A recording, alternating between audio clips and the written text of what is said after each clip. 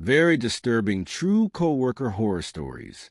Jessica Martinez started her new job as a marketing coordinator at Western Digital Solutions on a Monday in late September. Excited about the opportunity and the significant raise from her previous position. The office was modern, the team seemed friendly, and everything appeared perfect. Until she met Daniel Reeves. Daniel worked in the cubicle next to Jessica's, a graphic designer who'd been with the company for 7 years. He was quiet, kept to himself, and something about him immediately made Jessica uncomfortable, though she couldn't articulate exactly what. "Don't mind Daniel," her supervisor Claire whispered on Jessica's first day. "He's a bit odd, but he's brilliant at his job, and he's harmless. Just keep your interactions professional, and you'll be fine." Jessica noticed the way Claire's smile didn't reach her eyes when she said, "harmless." The first week was uneventful. Daniel barely spoke to Jessica, though she'd sometimes catch him staring at her over the cubicle wall. His eyes would meet hers, and he'd immediately look away without expression, without acknowledgement, as if he'd been staring through her rather than at her. On Friday of her second week, Jessica stayed late to finish a presentation. By 7 p.m., the office was empty except for her and Daniel, who was still working in his cubicle despite the building being nearly silent. Jessica was gathering her things when she heard it. Breathing, heavy, deliberate breathing coming from right behind her. She spun around to find Daniel standing less than 2 feet away, having approached without making a sound. His face was expressionless, his eyes fixed on her with an intensity that made her skin crawl. "You smell different than the others," Daniel said, his voice flat and emotionless. "Excuse me?" Jessica took a step back, her heart hammering. "The others. The women who sat in that cubicle. You smell different. Not better or worse. Just different." Daniel tilted his head slightly, like a predator studying prey. "I've been documenting it." "Documenting what?" "The differences between you and them. Physical characteristics, behavioral patterns, scent profiles." Daniel's expression didn't change. "Would you like to see?" "No, I need to go. I have somewhere to be." Jessica grabbed her bag and walked quickly toward the exit, her hands shaking. She heard Daniel's voice behind her, still flat and emotionless. They all left too, eventually, in the parking lot. Jessica sat in her car with the doors locked, trying to calm her racing heart. She told herself she was overreacting, that Daniel was just socially awkward, that his comments were weird but not actually threatening. But she couldn't shake the feeling that something was very wrong. On Monday, Jessica arrived early and went straight to HR. She explained Daniel's behavior, the staring, the comments about her smell, the mention of documenting differences between her and previous coworkers.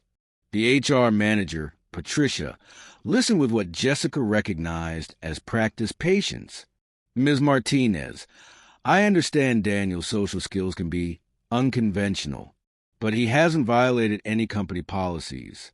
He's never touched you or made explicitly sexual comments, correct?" "No, but..." "Then I'm afraid there's not much I can do.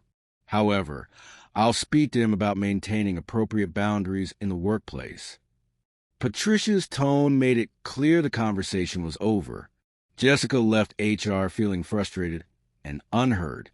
She researched the turnover rate for her position and was disturbed to discover that in the past 7 years, exactly the length of Daniel's employment, 12 different women had held her job. The average tenure was 6 months. 12 women in 7 years, all leaving for personal reasons or better opportunities. According to the sparse exit interview notes Jessica managed to access through the company database. Jessica began documenting everything. She kept a journal of Daniel's behavior, took photos when possible, recorded timestamps. She wasn't going to be driven out of a good job by a creepy coworker, and she wanted evidence if things escalated. But things escalated in ways Jessica never anticipated. She started finding things in her cubicle that didn't belong to her. A receipt from a coffee shop she'd never visited, dated the previous day. A ticket stub from a movie she hadn't seen. A photograph of her own apartment building, taken from the street, with her living room window circled in red marker. When Jessica confronted Daniel, he looked at her with that same flat, emotionless expression. "I don't know what you're talking about. Why would I put those things in your cubicle?"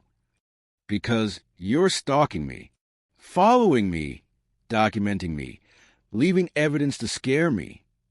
Other co-workers had gathered, drawn by Jessica's raised voice. Daniel looked at them, then back at Jessica. "I think you're having some kind of breakdown. I've barely spoken to you since you started. These accusations are bizarre." Jessica looked at her co-workers' faces and saw doubt. They believed Daniel, who'd been there for years, was quiet and professional. Over her, the new employee who was accusing him of harassment based on vague evidence and feelings. That night, Jessica installed a camera in her cubicle, hidden in a decorative plant. If Daniel was planting things, she'd catch him on video. What the camera recorded was worse than she'd imagined. At 11:47 p.m., long after everyone had supposedly gone home, the footage showed Daniel entering Jessica's cubicle. But he didn't plant anything. Instead, he stood there for exactly 17 minutes, perfectly still, staring at her empty chair. Then he leaned down and pressed his face against the seat, inhaling deeply. He did this repeatedly, systematically smelling every surface Jessica regularly touched: her keyboard, her mouse, her desk, her chair. Finally, he pulled out a notebook and began writing, his hand moving in rapid, precise strokes, filling page after page with what looked like detailed observations. Jessica watched the footage the next morning and felt physically sick. She reported it to HR immediately, showing them the video. Patricia's face paled as she watched. "This is extremely concerning. I'm going to escalate this to the executive team immediately. In the meantime, we'll have Daniel work from home while we investigate." But when security went to Daniel's cubicle to escort him from the building, they found something that changed everything. Daniel's cubicle was a shrine. Every surface was covered with photographs, hundreds of photographs, of the 12 women who'd previously held Jessica's position. Candid shots taken without their knowledge, walking to their cars, entering their homes, shopping at grocery stores, sleeping in their beds through windows. And among the photos were notebooks, dozens of notebooks, all filled with meticulous observations written in Daniel's precise handwriting. Physical descriptions, daily routines, relationship statuses, medical information somehow obtained, sexual habits inferred from observed behaviors. Each woman had her own section, organized chronologically, and at the end of each section was a final entry, always written in red ink. Subject relocated. Investigation terminated. The police were called. Daniel was arrested. When they searched his apartment, they found even more disturbing evidence. Items taken from each of the women. Articles of clothing, hairbrushes, toothbrushes, jewelry, trophies. But here's what made the story infinitely worse. During the investigation, police discovered that 2 of the 12 women who'd relocated couldn't be found. No forwarding addresses, no contact with family, no paper trail. They'd simply vanished. Daniel refused to speak to investigators without his lawyer present. When asked about the missing women, he simply smiled, the first expression anyone had ever seen on his face, and said nothing. The case made national news. Western Digital Solutions was sued by multiple former employees for creating a hostile work environment and failing to protect them from a predator in their midst. The company folded within 6 months. But the story doesn't end there. 3 months after Daniel's arrest, Jessica received a letter. It had been mailed from the county jail, where Daniel was being held pending trial. Inside was a single page, covered in Daniel's precise handwriting. You were different from the others in one crucial way. You stayed longer. You fought. You documented me while I documented you. I found that fascinating. I've spent months analyzing why you didn't run like the others, why you weren't intimidated by the evidence I left, why you had the audacity to install a camera to watch me. I want you to know that you were my favorite subject. The data I collected on you was the most interesting, the most complete.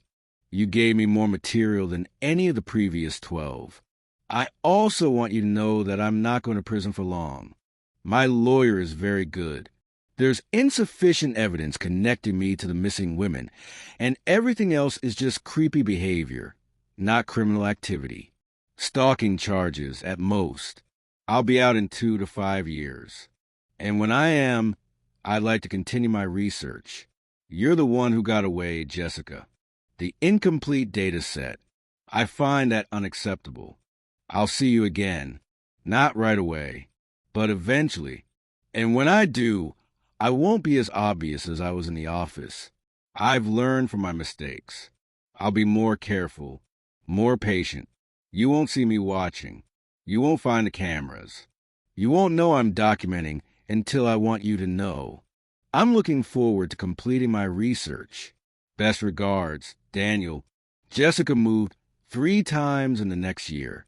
Changed her name. Left the state. Went into therapy for PTSD and still struggles with paranoia.